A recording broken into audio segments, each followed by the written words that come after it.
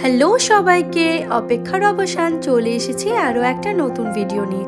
2-3 দিন আমি ব্লগ দিতে পারিনি কারণ আমার প্রচুর ঠান্ডা লেগে গেছে, ভয়েস একদমই কমে গেছে, প্রচুর বেশি কাশি হচ্ছে, ওই জন্য আমি কথা বলতে পারছিলাম না, ওই জন্য ভয়েস ওভার দিয়ে ভিডিও এডিটও আমি করতে পারছিলাম না। সকাল সকাল আমার ঘর গোছানো হয়ে গেছে, আর এই যে আমার ডায়েটিংয়ের জন্য আমাকে তো কম মানে এরকমই খেতে হচ্ছে, তো আমি আজকে খাচ্ছি ডালিয়া, সব সবজি দিয়ে আমি ডালিয়া বানিয়ে নিয়েছি, আর ঘর গোছানো হয়ে গেছে। আর ওই যে দুটো বালিশ, অনেকজনেরই প্রশ্ন থাকে যে ওই দুটো বালিশ আমি ওইদিকে কেন রাখি, কিন্তু ঘুঙুর এত জোরে জোরে খেলে ওইদিকে প্রায়ই ঠোকা খায়, ওই জন্য ওই বালিশগুলো আমাকে দিতে হয়। তো ব্রেকফাস্ট হয়ে গেছে, ডালিয়া খেয়ে নিয়েছি। তারপর শীতকালে একটু মূলো শাক ভাজা, মূলো শাক খেতে তো ভীষণ ভালো লাগে, তাই একটু ছোট ছোট করে বেগুন কেটে মূলো দিয়ে আমি মূলো শাকটা ভাজছি। মূলো শাকটা ভেজে নিয়ে মাছের ঝোলে সমস্ত কিছু রেডি করেই ফেলেছিলাম। তো তারপর আমার একটি বান্ধবী ডাকতে এলো, আমাদের সামনে যেই স্কুলে প্রথম আমি ঘুঙুরকে দিয়েছিলাম ওই স্কুলে হবে পিকনিক, তাই চলে এসেছি আমাদের সামনে ওই স্কুলটাতে। আমাদের পাড়াতেই স্কুলটা, মানে একটা ক্লাব, সেখানেই ক্লাবও আছে, মানে খেলাধুলাও হয়, আর সকালবেলার দিকটাতে স্কুল করানো হয়। তো 3 জন টিচার আছেন, আর এই যে এগুলো হচ্ছে সব যারা এখনো পড়ছেন তাদের সব মারা। তার মধ্যে তো এই যে সামনের যে মেয়েটা, মানে এই যে বউটা, তাকে তো আপনারা সবাই চেনেন, ওর পড়তে আসে শুভমিতার মা। আর এই যে বাইরে সবাই, এই যে বাচ্চাগুলো সবাই খেলছে, গ্রাউন্ডটা ভীষণ বড়। তো ঘুঙুরকে প্রথমে আমি এই পাড়ার, মানে আমাদের পাড়ারই এটা একটা স্কুল হয়, এখানে অনেক কিছু শেখেও বাচ্চারা, তো এইখানে পিকনিকটা হবে। তো এইটা একটা স্টেজের মতো করা আছে, এইখানে অনেক গাছগাছালি, আর এই যে একটা ক্লাবের মধ্যে স্কুলটা করানো হয়। তো এখানে পিকনিক হবে, তো তার জন্য অনেক আলোচনা আছে। তো তারপরে আমরা চলে যাবো ঘুঙুরকে আনতে। আমার নোজ কিন্তু ব্লকড আছে একদম, সেটা নিয়ে প্লিজ একটু জাজ করবেন না, মানে আমি পারছি না কথা বলতে, তাও ব্লগটা দিচ্ছি। চলে এলাম ঘুঙুরের স্কুলে। ঘুঙুরের কাল থেকে পরীক্ষা শুরু হয়েছে, আজকে ছিল বাংলা। তো ঘুঙুরের মুখেই শুনে নিই যে ঘুঙুর পরীক্ষা কেমন দিল। এই যে এক্সাম দিয়ে ঘুঙুর চলে এসেছে। ঘুঙুর, তোমার এক্সাম কেমন হয়েছে? আমাকে বলো কি দিয়েছিল এক্সামে? মনেই নেই? তুমি কিরকম এক্সাম দিলে যে তোমার মনে নেই? আমাকে ম্যাম দিয়েছিল বাংলাতে,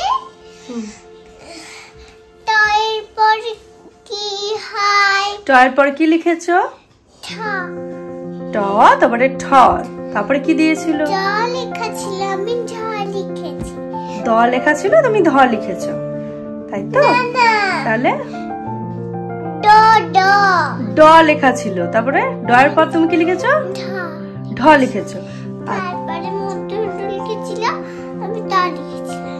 তাই? মানে মিসিং অ্যালফাবেট দিয়েছিল তো? হ্যাঁ, আচ্ছা, তুমি সব পেরেছো? আচ্ছা, তোমাকে মিস কি বললো যে তুমি ঠিকঠাক লিখেছো? হ্যাঁ, বললো। তারপর ঠাকুর কিসে হার, তারপর আমি ড লিখে দিয়েছিলাম সবগুলোতে আমি সবগুলো লিখে ফেলেছিলাম। তারপরে আমি আবার মুছে করলাম। কি লিখলে?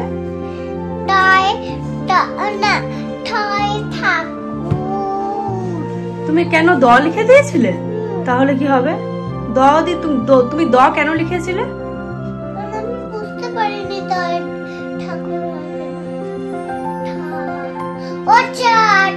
হচ্ছে। তুমি কি লিখেছো? ঠাই লিখেছো? আচ্ছা, আর কি লিখেছো? আরো আছে, ওগুলো বলতে পারছি না। বলো তাও মনে করে করে। আচ্ছা, আমার দিকে ঘুরে বলো, আর কি কি ছিল? তারপরে ছিল থলি। হ্যাঁ, ওটা আমি থ লিখেছিলাম। আচ্ছা, থ দিয়ে থলি। আচ্ছা ঘুঙুর, আমি এই জাস্ট গুছিয়ে তোমাকে আনতে গেছি, নষ্ট করে দিও না।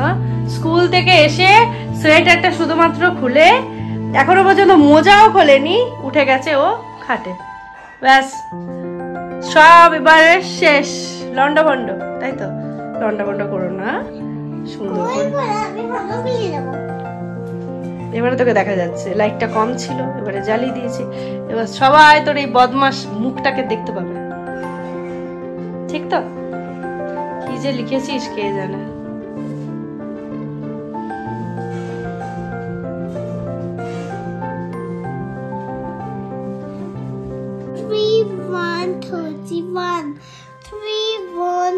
21 3030 বিফোর নাম্বার করছো তো 29 কই দেখি আচ্ছা 3030 আফটার নাম্বারটা কি হবে 29 29টা তো হচ্ছে বিফোর নাম্বার আচ্ছা ঠিক আছে তুমি প্রথমে ইয়েটা কমপ্লিট করেছো 3031টা ঠিক করো 1টা ডার্ক করনি বলে মনে হচ্ছে ওটা বক্সের লাইনটা প্রমিনেন্ট হয়নি আচ্ছা 3131 তাহলে 3131 3030 তারপর বিফোর নাম্বার কি হবে বিফোর নাম্বার হ্যাঁ বলো কি হবে বললে একটু আগে বলো 29 হ্যাঁ লেখো লিখে দাও ওকে ভেরি গুড দেন 3333 তারপর কি হবে 34 তাহলে 3434 3333 বিফোর নাম্বার 37 কি হয় মাম্মা 36 3434 3333 32 তাহলে ভালো করে দেখে করবে তো আচ্ছা আমার প্রচন্ড ঠান্ডা লেগে গেছে তো ওটাকে 3 আচ্ছা নাও করো করো করো করো তারপরে আফটার নাম্বার কি হয় 22 এর পরে কি হবে লেখো লেখো লেখো আচ্ছা ভেরি গুড করো আচ্ছা এবারে তারপরে না না 1919 তারপর আফটার নাম্বার কি হয় হ্যাঁ 2020 তাহলে ভেরি গুড তাহলে দেখে দেখে ভালো করে করো বাপরে আমার যা ঠান্ডা লেগেছে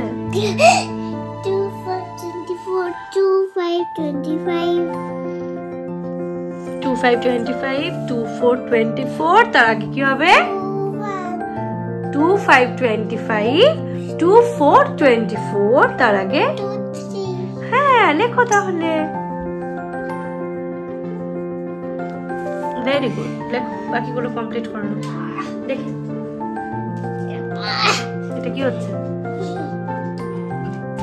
কটা বাজলো দেখ 1:30 বেজে গেছে এবার তো খেতে হবে তারপর তো রেস্ট করতে হবে তারপরে শর্মিষ্ঠা ম্যাম আসবে তাই না তাড়াতাড়ি হোমওয়ার্ক গুলো করে নাও 36 37 37 37 37 36 36 35 ভেরি গুড মাম্মা ভেরি গুড ওয়েল ডান আর দুটো আছে তাহলে হয়ে যাবে করে নাও এই ভিডিও করছো হ্যাঁ ভিডিও করছি নাও করো 3838 না এটা আফটার নাম্বার 3838 এর পরে কি হয় 3838 হ্যাঁ 39 এটা কিন্তু কনফিউজ হয়ে যেও না হ্যাঁ ভালো করে মন দিয়ে করবে তাহলে 37 হ্যাঁ কর আর একটা তাড়াতাড়ি 42 তারপর এরপর ব্যাক কাউন্ট করো 41 ভেরি গুড মাম্মা ভেরি গুড কমপ্লিট তো এই যে ঘুঙুরের পড়া হয়ে গেছে স্কুল থেকে এসে ওকে স্নান টান ভালো করে করিয়ে খাবার খাওয়ানোর আগে ম্যামের যে হোমওয়ার্কগুলো ছিল ওগুলোই সব ঘুঙুরকে আমি করাচ্ছিলাম তো এই যে এটা হলো শুভমিতা এর পিঙ্ক কালারের যে জামা তার নাম হলো ত্রিশিকা আর ওইটা সব থেকে যেটা বিচ্ছু অরেঞ্জ কালারের ক্যারেটের মতো লাগছে সেটা হচ্ছে আমার মেয়ে সব থেকে এখানে ছোট আর সব থেকে বেশি বদমাস আমি বলবো ত্রিশিকা খুব গুড গার্ল শুভমিতাও খুব মানে শুভমিতা কিন্তু চঞ্চল আছে কিন্তু ওরা সবাই খুব ভালো সত্যি ঘুঙুর তাদেরকে মানে সবাইকে খুব ভালোবাসে আর এই যে আমি ওকে বলছিলাম যে তোর চুলটা এরকম অ্যান্টেনার মতো বেরিয়ে আছে কেন তো তার জন্য ওর কি হাসি এদিকে ঘুরতে পারছে না আর এই যে আমার মেয়ে কন্টিনিউ এরকম করবে প্রচণ্ড বদমাস একজন হেয়ার ব্যান্ড লাগাচ্ছে, একজন পড়া দেখছে, ম্যাম তখনও ছিলেন, ম্যাম হোমওয়ার্ক দিচ্ছেন, আমার সাথে কথাও বলছিলেন, দেখছিলাম যে কি আছে। তো কালকে হচ্ছে ওদের ম্যাথস এক্সাম, তো তার জন্য ম্যাথসই বেশিরভাগ করিয়েছে আর হোমওয়ার্কও ম্যাথসই দিয়েছে। তো আমি ওকে যে হোমওয়ার্কগুলো করালাম সেগুলো ম্যামেরই দেওয়া। তো স্কুল থেকে এসে যেহেতু 5টা থেকে টিউশন ছিল, তো প্রথমে ওকে আমি স্নান করিয়ে টিউশনের যে হোমওয়ার্কগুলো ছিল সেগুলো আমি সব কিছু করিয়ে নিয়েছিলাম, তারপরে একটু শুয়েছিল, তারপরে ওরা পড়ে নিল। এই যে ম্যাম হোমওয়ার্ক এখনও দিচ্ছেন। ম্যাম চলে যাওয়ার পর ওরা ভীষণ খেলে, পুরো 15-20 মিনিট সুন্দর খেলে। তো তারপর ওর বাবার কাছেও পড়তে বসে গেল, যেহেতু কালকে ম্যাথস এক্সাম আছে। আর আমি চলে এলাম চণ্ডীদাসে একটু মানে টিফিন নিতে ওর। তো ও তো কোনো দিনই কোনো কিছু খায় না, কিন্তু তাও ভালো ভালো জিনিস আমি নিয়ে যাই, চেষ্টাই থাকি, আশায় থাকি যে ও হয়তো খাবে, হয়তো খেতে শিখবে, মানে একদমই খেতে চায় না। তারপরে গেলাম একটা দারুণ ইন্টারেস্টিং দোকানে। দেখুন, গোপলু শোনার জন্য আমি সোয়েটার নিতে গেছিলাম, ঠান্ডা পড়ে গেছে। তো এইটুকুটুকু জ্যাকেটগুলো দেখে মানে আমার যে কী ভালো লাগলো, যে মানে আমি ভাষায় প্রকাশ করতে পারবো না, আমার ভীষণ ভালো লেগেছে। তো ওকে নিয়ে যখন কোথাও পিকনিক টিকনিকে মানে বনভোজনে যখন আমরা হয়তো যাবো বা ওকে নিয়ে একটু বেরোবো, তখন অবশ্যই আমি এই জ্যাকেটটা কিন্তু নিয়ে যাব। এখন আমি এরকম 2-3টে টুপি নিয়ে নিলাম। আর ওই যে পঞ্চু টাইপের যে সোয়েটার তো অনেক রকম আছে, ওর কটসুল আছে, সব রকমই বালাপোষ আছে। এই যে পঞ্চু টাইপের দেখুন কি অদ্ভুত সুন্দর। তো এরকম মায়ের কাছেই তো আমার গোপলু থাকে, তো মায়ের গোপলু আর আমার গোপলুর জন্য দুটো আমি পঞ্চু টাইপের উলেন ওরকম নিয়ে নিয়েছিলাম। দুটো ম্যাচিং করে আমি ওদের উলেন ক্যাপ নিয়ে নিয়েছিলাম, আর একটা ব্ল্যাঙ্কেট নিলাম। ওদের না বালাপোষ আর লেপ আছে, তো ওটা না যথেষ্ট গরম, তো এখনও তো ওটা মানে ওটা গায়ে দেওয়ার মতো ঠান্ডা এখনও পড়েনি, তাই ওর জন্য নিয়ে নিলাম একটা হালকা ব্ল্যাঙ্কেট। ব্ল্যাঙ্কেটটাও ভীষণ সুন্দর, ভীষণ নরম হয়েছে। আর বারবার মন চাইছে আমার এই জ্যাকেটটা নিতে। তারপরে দেখলাম যে না, পরে কদিন পরে এসে নিয়ে যাবো। এটা 125 টাকার মতো দাম ছিল মনে হয়, হ্যাঁ 125 টাকায়। আর তারপরে ডায়েটিং করছি, কিন্তু অনেক দিন আমি খাইনি, আমি আর নিজেকে সামলাতে পারলাম না। মানে এই যে মাখছে, এই যে গন্ধটা, সেটা মানে সত্যিই খুব টানে। তো যাই হোক, সমস্ত কিছু নেওয়া আমার হয়ে গেছে। তারপরে এই যে সামনে কসমেটিক্সের দোকানটা, সেখান থেকে শীতের কিছু ক্রিম, বডি লোশন, টুকটাক জিনিস নিয়ে চলে এলাম বাড়ি। করবো এবার আমাদের রাতে ডিনারটা। আমার শাশুড়ি মা সকালবেলাতে সয়াবিনের তরকারি বানিয়ে রেখেছে, কিন্তু আমাকে সয়াবিন খেতে একদম বারণ করেছে। ওই জন্য আমি পানির নিয়ে এসেছি, দই ফ্রিজে ছিল কিন্তু সেটা কম হয়ে যাবে বলে দইও নিয়ে এসেছি। আর এসে ক্যাপসিকাম আর পেঁয়াজ ভালো করে কেটে নিয়েছি। এখানে নিয়ে নিয়েছি একটা তন্দুরি মশলা।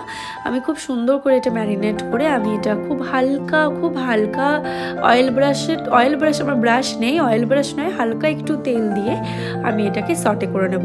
তো এই যে দইয়ের মধ্যে আমি তন্দুরি মশলা তো আগেই দিয়েছি, তারপরে ধনে গুঁড়ো দিয়ে দিয়েছি, জিরে গুঁড়ো দিয়ে দিয়েছি, চাট মশলা দিয়ে দিয়েছি, আর হচ্ছে আমি পেঁয়াজ, আদা, রসুন বাটা এরকম কিছু দিইনি। তো পনিরটাকে দিয়ে ভালো করে ম্যারিনেট করে আমি এটাকে হালকা করে একদম তাওয়া বসিয়ে দিয়েছি, এই যে ফ্রাইং প্যান বসিয়ে দিয়েছি। আর হালকা আছে এটা হচ্ছে, একদম হালকা আছে, এটা আমি অনেকক্ষণ ধরে করব। আমি হাফ রুটি দিয়ে এটা খাবো, একটা রুটিও আমি আজকে নেব না, হাফ রুটি নেব। আর ঘুঙ্গুরকে আমি রুটি দিয়ে এটা খাওয়াবো, ভীষণ খেতে ভালোবাসি। এটা কিন্তু শুধুও খাওয়া যায়।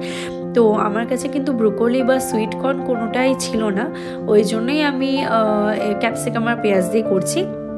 কিন্তু আপনারা যদি এরকম করতে চান আর আপনাদের কাছে ব্রোকলি বা সুইট কর্ন থাকে, তাহলে অবশ্যই এটাতে দেবেন, ভীষণ টেস্টি হয় খেতে।